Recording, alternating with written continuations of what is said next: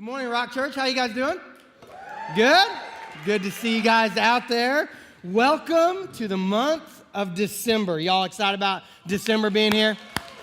It's good. It's a great month for many reasons. One, Christmas is coming, and I know we're all excited about that. I want to take a second before we kind of dive into the message just to talk about December a little bit, because this year, Christmas at the Rock is going to look different than it ever has, all right? And one of those reasons is because we're not at a high school. So that's good. That's good. I'm glad I got a couple teenagers excited about that. Thank y'all. Aren't y'all excited to be able to have Christmas in our own building? Okay, thank you. But with that, it's going to be different. One, because we're in a building. Two, Christmas this year falls on a Sunday. So I want to kind of give you just a heads up of this is what you can expect and what you can start planning towards. We'll call Christmas at the Rock this year. We're actually going to have 5 services. Now, 4 of them are identical and 1 of them's a little different. So let me kind of explain that for a second.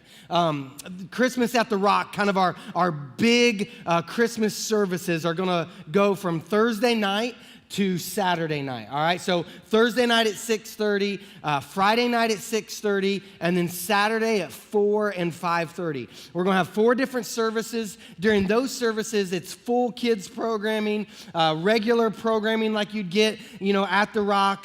The way we kind of like to do Christmas is we want to do it kind of rock style where people can come and enjoy and then kind of see this is what church is like. So I really want to encourage you all, pick a service to attend, but then also pick a service to serve at, all right? If you're on a ministry team, then make sure you're serving at one of those services and attending one. If you're not on a ministry team right now, it's a perfect opportunity to get on one, whether that's serving in Kids Rock or serving on hospitality or worship and tech or whatever. There's tons of different ministries and ways you could serve. But let me encourage you, pick one service to attend, either Thursday at 6:30, Friday at 6:30, Saturday, which is Christmas Eve, at 4 or 5:30, and then one to serve at as well, all right? We expect thousands of people to be here in those 3 days. In addition to that, we're also having a service on Christmas morning. Now, that one will be totally different than the other 4. We anticipate probably 95% of our attendance will come at those first 4. We're going to do Christmas morning, family style. What we mean by that is there's no kids programming. We won't be live streaming. Sunday morning, Christmas morning will really just be kind of a carols and communion service, all right? We know there's a lot of you with young kids, and you'll be at home opening presents and reading a Christmas story, and that's awesome, and we encourage you to do that. But we also know that there's some of you who maybe your kids are out of the house. Maybe you're thinking, it's Sunday morning and I want to go to church, or hey, I don't have family that's around right now. I want to go be with my church family, all right? So we know that there's those of us that are going to be gathering that morning, and we're going to sing some carols and have communion together and spend some time inside the Christmas story. So 5 services, 4 identical, full programming, 1 different on Sunday morning. That Sunday morning will be at 10 o'clock. So if you show up at 9 o'clock, I'll put you to work. 10 o'clock on that Sunday morning. And it'll be about a 50-minute service, maybe 55 minutes, and we'll be out by 11 o'clock, all right, if you want to come to that. All right, so that's cool because that's in December. Other things that are cool because it's December is one, today is what we affectionately call Don't Suck Sunday, all right? So thank you. Some of you don't understand the meaning behind that is 2 years ago today, my family moved here and I joined the staff of the Rock. And when I moved into our apartment that the church had kind of set up for me in the first couple months that I was here, I came in on a Saturday night and there was a sign that said, "Don't Suck Sunday." I was like, okay, welcome to the Rock. And so I knew that on Sunday that's what it'd be. And we kind of, we highlighted this weekend, but reality is we kind of say that about every weekend. If you were to go into a little study that's over there, above the door is a nice sign that I can slap on my way out, kind of like Notre Dame Play Like Champions. Well, it just says "Don't suck," as you walk out. So that's kind of this weekend. The other thing that December also brings is it's time to decorate for Christmas. So who all has your lights up, your tree up? All right. How many of you all had it up before Thanksgiving. Okay, yeah, I get you. Some of you because you didn't take it down.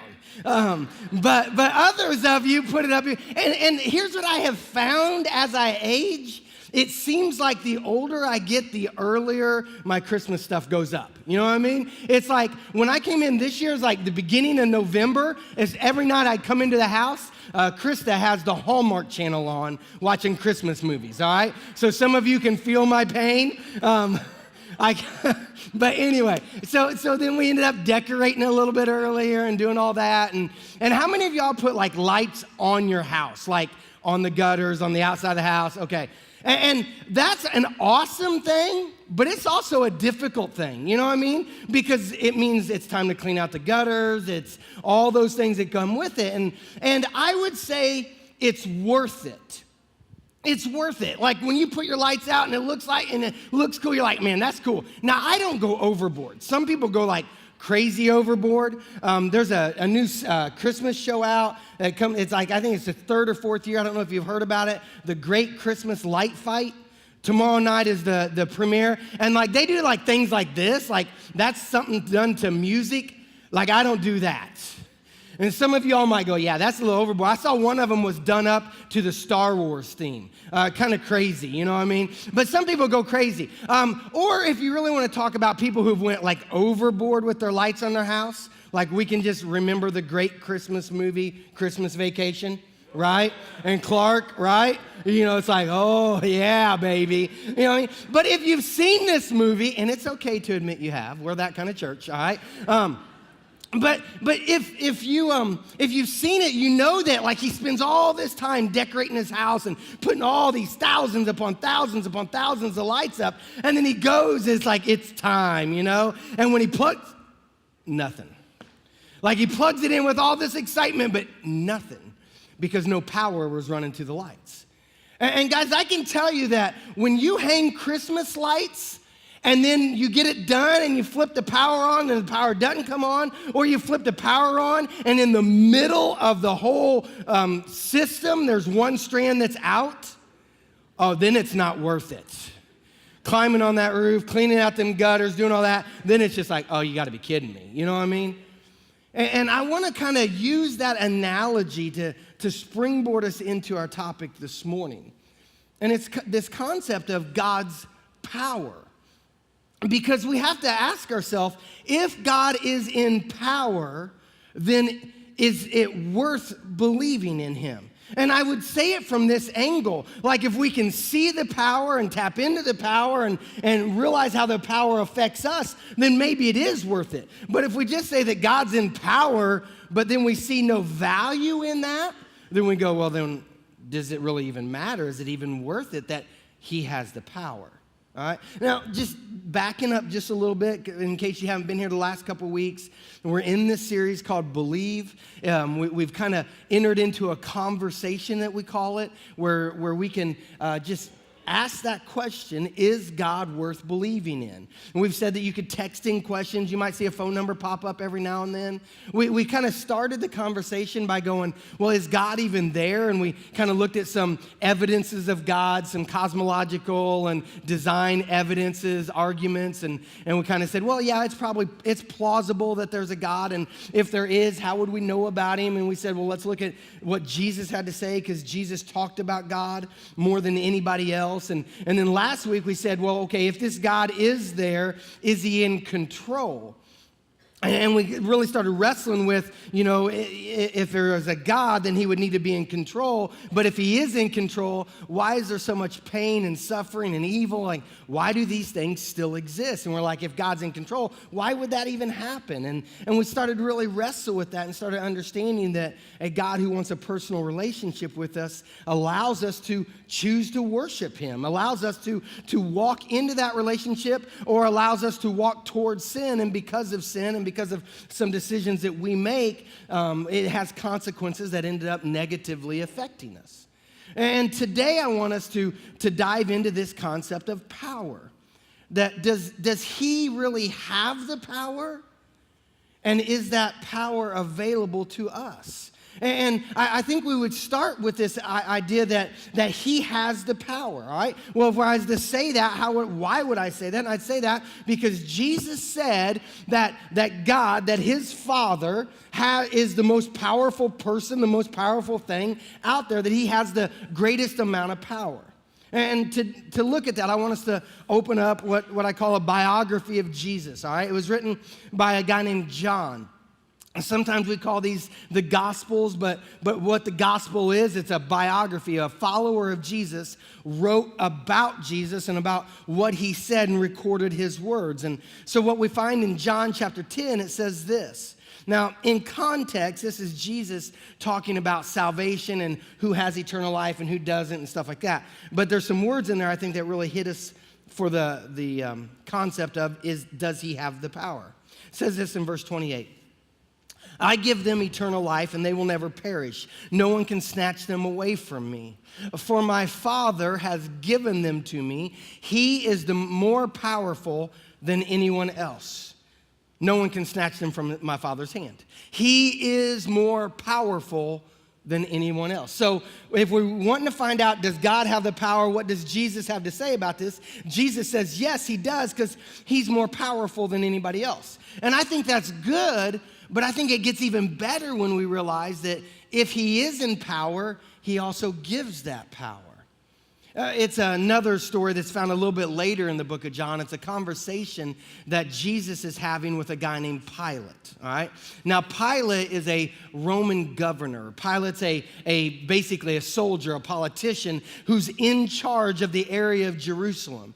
And the Jewish people who wanted to kill Jesus took Jesus to him because the Jews didn't have the authority to invoke capital punishment. So they had to find the person that did, and Pilate was the one in charge who had that power. So they put Jesus on trial in front of Pilate. And Pilate's having a conversation with him, and Pilate's like, all right, Jesus, are you a king? And Jesus is like, well, yeah, I'm a king, but my kingdom's from a different place. It's a different kind of kingdom than what you're even thinking about. Well, then Pilate goes on to ask him a few more questions, and eventually Pilate asks him this question, and Jesus chooses not to answer. Well, after a while, Pilate looks at him and says, you need to answer me. Don't you realize that I have the power to kill you or release you? Like, Jesus, you need to answer my question because I have the power to crucify you or to free you. And to that, Jesus then decides to reply, and he replies by saying this: you have no power except that which I have given you. Now, I want you to think about this for a second, because I think it's too easy for us to go, oh yeah. Think about the context. A Roman official, a guy who doesn't take junk from anybody, has Jesus on trial. And Pilate, this Roman governor, says, Jesus, you need to answer me because I'm in charge. And Jesus' simple reply is, actually, you're not in charge, I'm in charge. Like any other Roman, if any other person in charge, what would they do in that moment? They would probably bow up, you know what I mean? Can you imagine if your 10-year-old came to you and said, Mom, you're not in charge, I am? Yeah, we all be like, oh yeah, we're gonna show him who's in charge, right? Like, that's how we would reply. That's our natural response. And imagine, you would think that Pilate would have responded like, what are you talking about? You're the one in chains. You're the one in trouble. You're the one on trial. Interesting thing, the next part of the scriptures say that from that point on, Pilate tried to release Jesus. Like, there had to be something in that conversation that made Pilate go, wow. I don't think it was just his sentence. I think there probably was something that Jesus, and I don't know if Jesus went, look, dude, I'm really not, I'm free, okay? I'm putting these handcuffs back on and let you know. You know what I mean? Or did he do that Gandalf thing? I don't remember which movie it was in, but do you remember if you've seen Gandalf? Matt probably knows. But you know what I mean? There was that one scene that all of a sudden Gandalf got really big over the Hobbit. I don't know what Jesus did in that moment, but all of a sudden Pilate's like, yeah, you're in charge. And he tried to release him, but he struggled with the decision to do so. here's the beauty that I find behind that statement, is Jesus says the most powerful person is God, and God gives you his power. Now, I want you to see how that plays out. All right? If he is in power, it means that he has the power to create and to sustain. That God has the power to create and to sustain. We started in our first week and we talked about some of these evidences, and we talked about a people group out there that would be what you'd call naturalist. And this might be, you might kind of find yourself in this category. And it's this idea that maybe the world was just created, and we don't know how it was created, but it was not created by some supernatural power. A naturalist would say that everything has to be confined to science and to matter, and there can be no supernatural impact on it or influence in it, all right?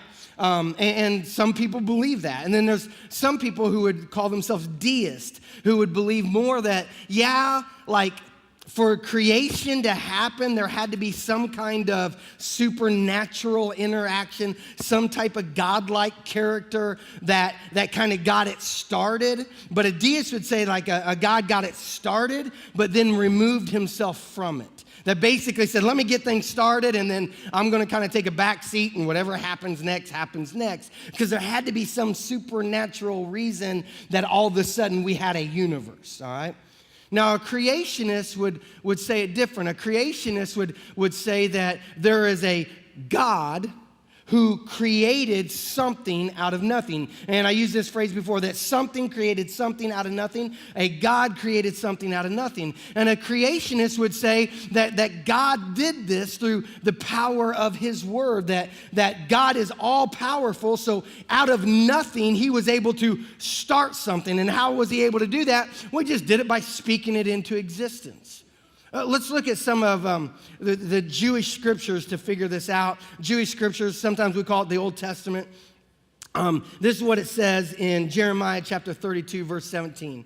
It says, O sovereign Lord, you made the heavens and the earth by your strong hand and your powerful arm. Nothing is too hard for you. Psalm 33:6 says it this way: the Lord merely spoke and the heavens were created. He breathed the word and all the stars were born. He assigned its seas to its boundaries and locked up the oceans in vast reservoirs. Let the whole world fear the Lord and let everyone stand in awe of him. For when he spoke, the world began. It appeared at his command.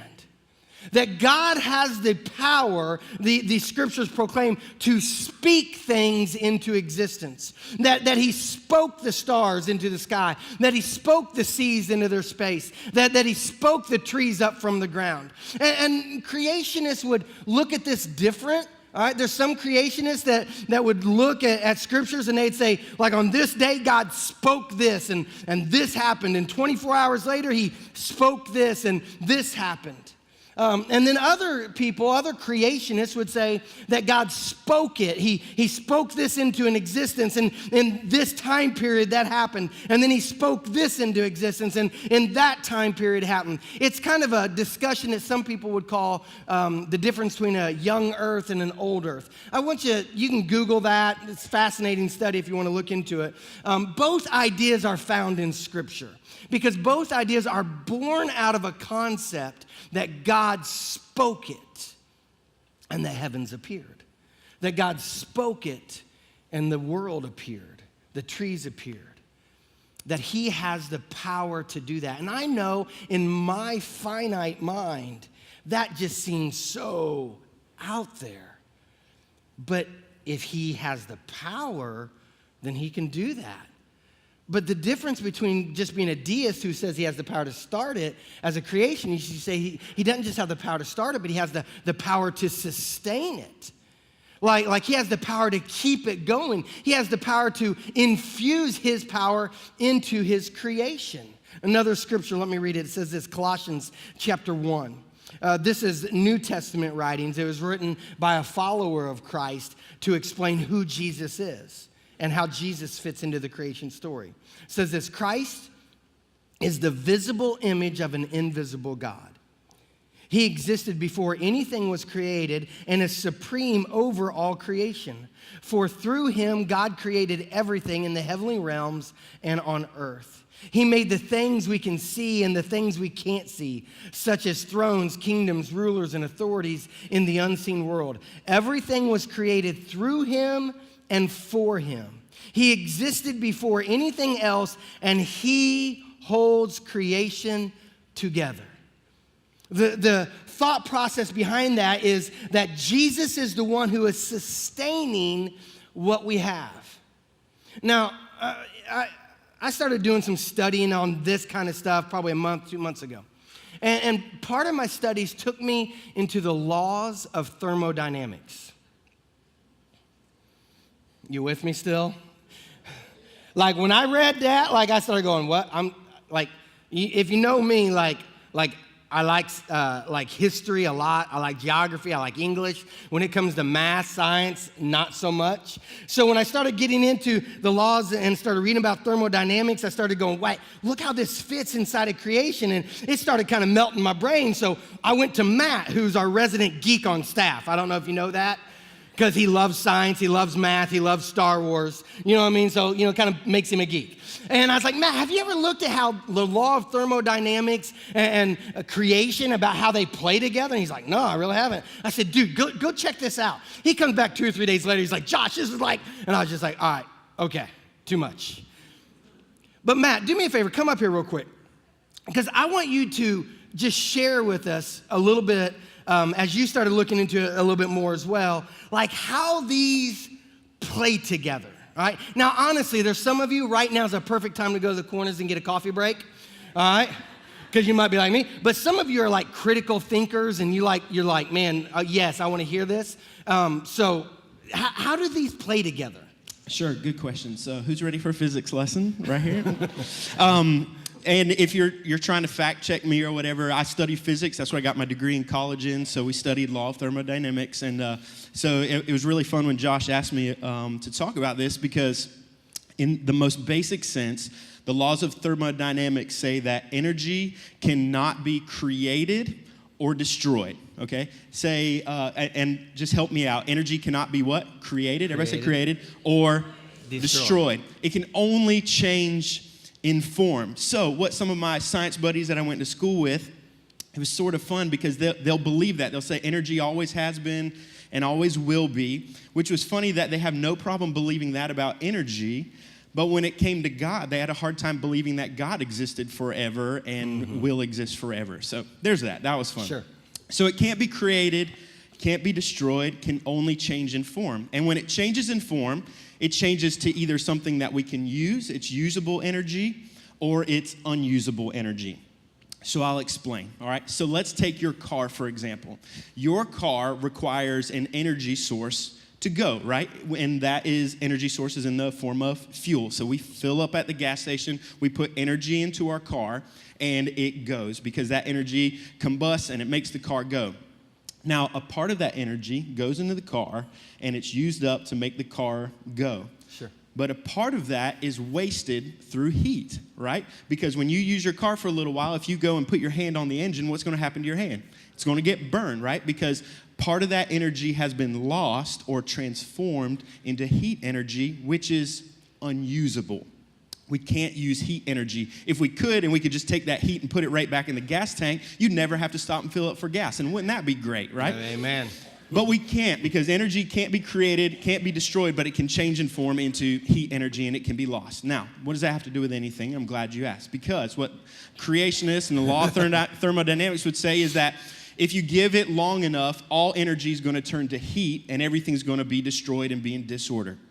Like our cars are going to run out of gas and it's give away to heat. The sun is eventually going to burn up and it's not going to have energy, and whatever happens to our planet happens to our planet. All of the resources for energy on our planet are going to dissipate and be destroyed eventually and be used all up.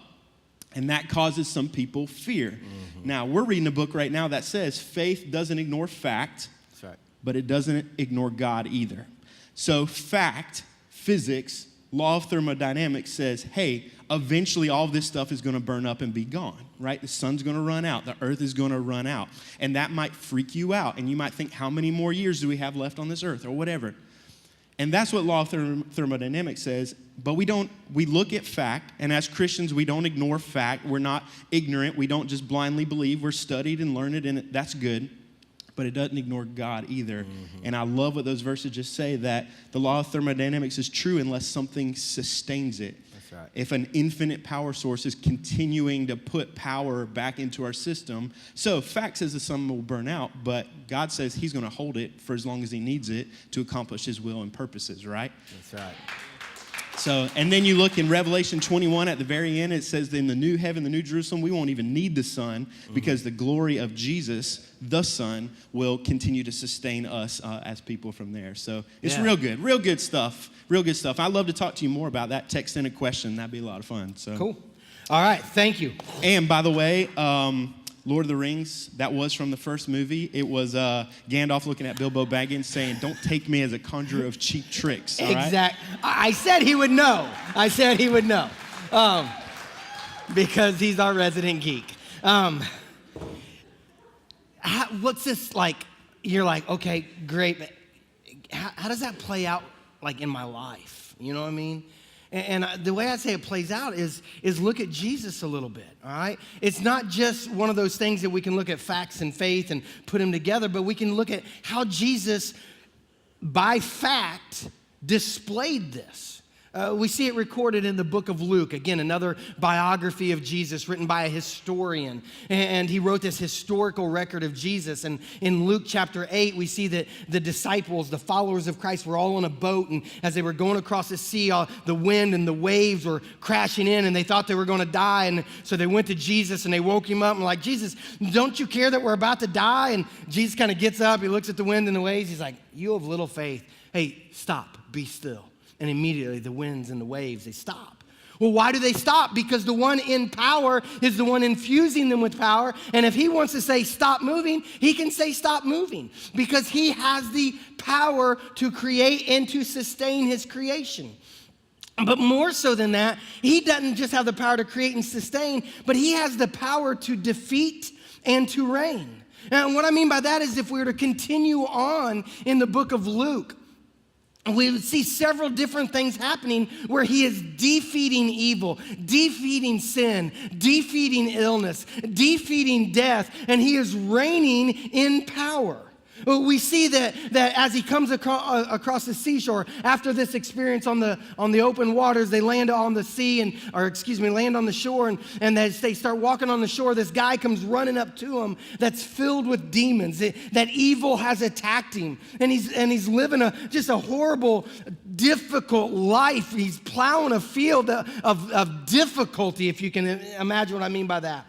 And he sees Jesus, and he runs up and he falls down at Jesus, and these demons that are inside of him, they start begging Jesus, and they're like, Jesus, Son of the Most High God, please don't send us into the abyss. Please don't punish us right now. Please don't cast judgment on us right now. And Jesus is like, I don't care where you go, just get out of my child. And he defeats the evil that has attacked this young man. And he's pushed the demons off, all right? We see this again a little bit later in the Luke chapter 8.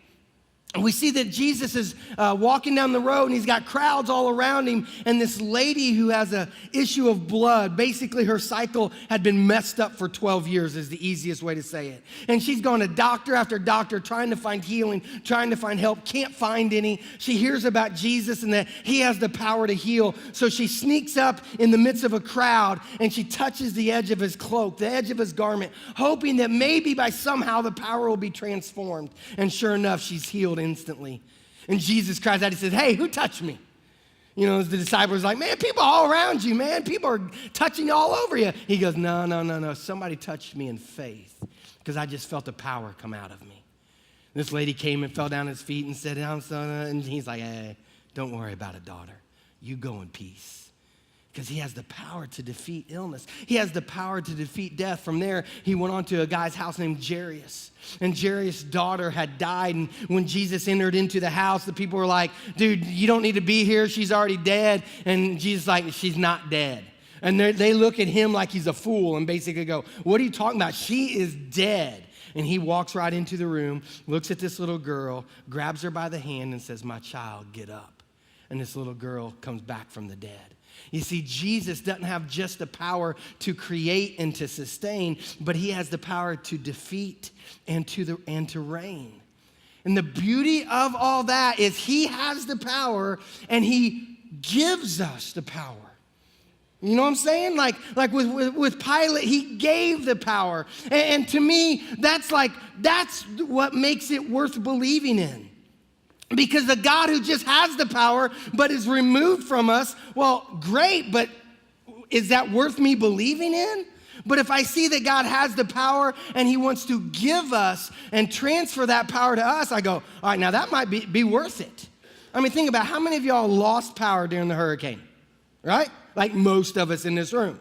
And some of you got it back real quick, but others of you were like 2 or 3 days removed, right? And like you remember looking down the road and seeing the house down on the corner with power and you were in darkness. And you're just like, well, I'm glad they got power, but them having power, it ain't helping me. Like I want that power to come on because I need the power. The beauty with God is he transfers that power. Let me explain it real quick.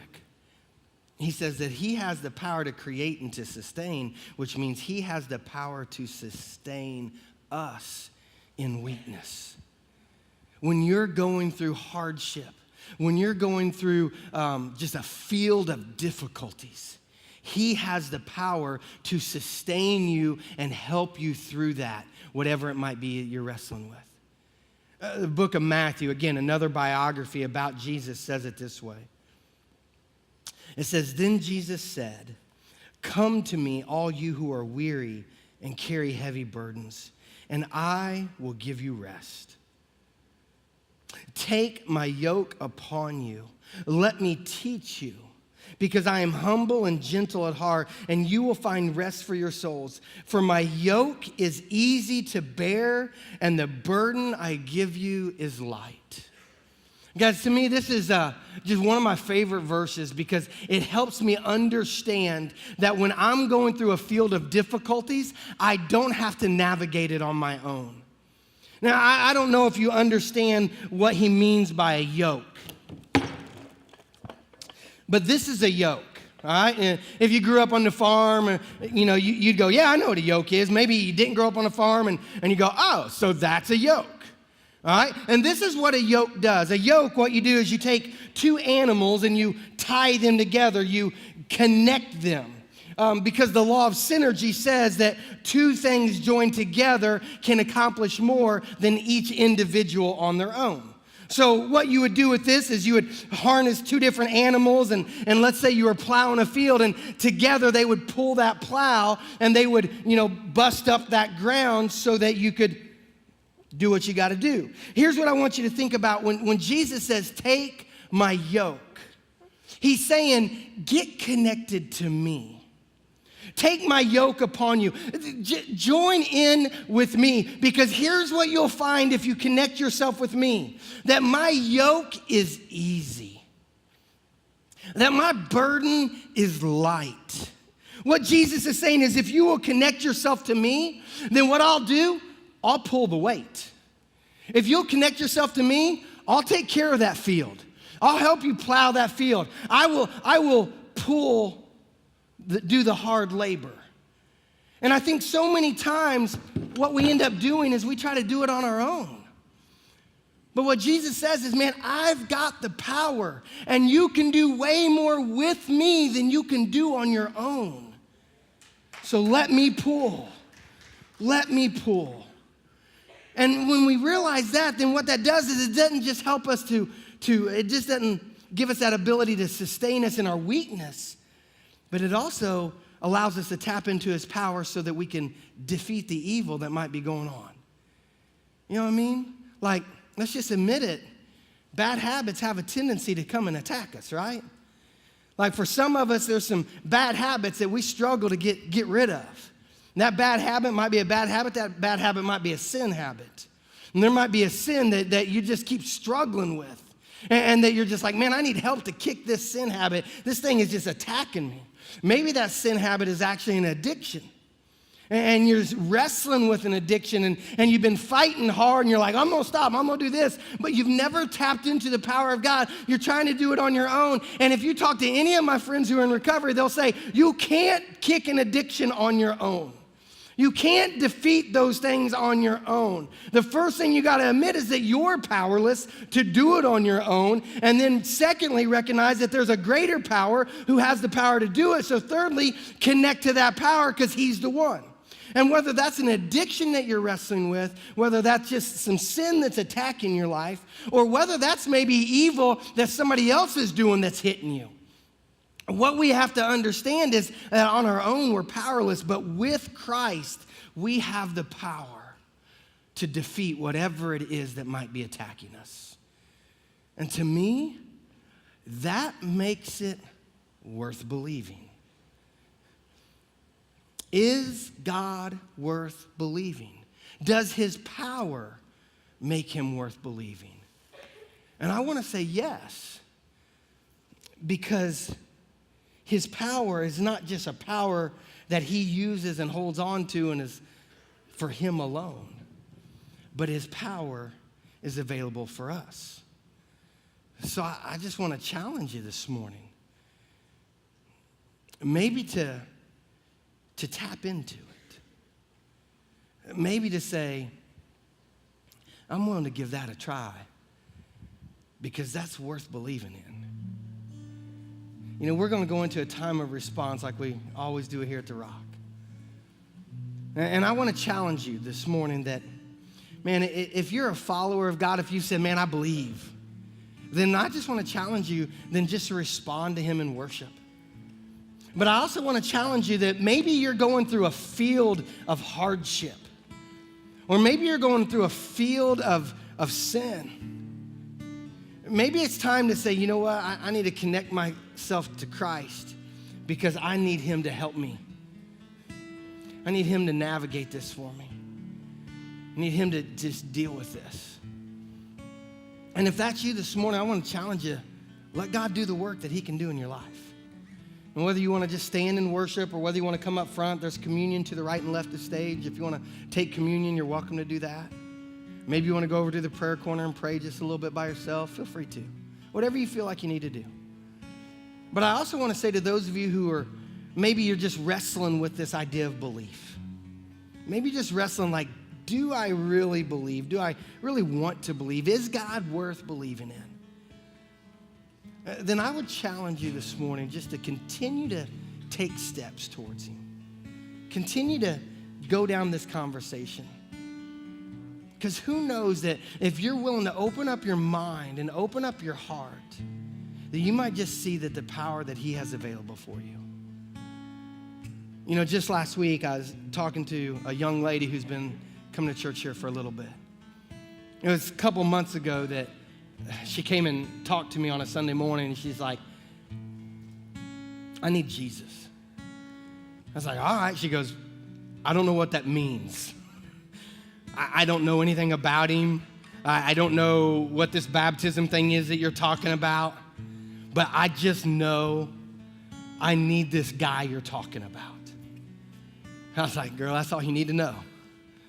I said, let's just start the conversation right there. And we had some conversation. She's like, I need him as my Savior right now. I want to respond to this grace thing you're telling me about, and I want to get baptized. I was like, all right, you know, she's an adult, and she was ready to make that step, so she took that step.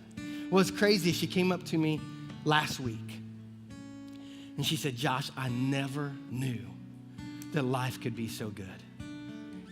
She said, the things that I've wrestled with all of my life, it seems like all of a sudden I have power available to me to help knock those things out.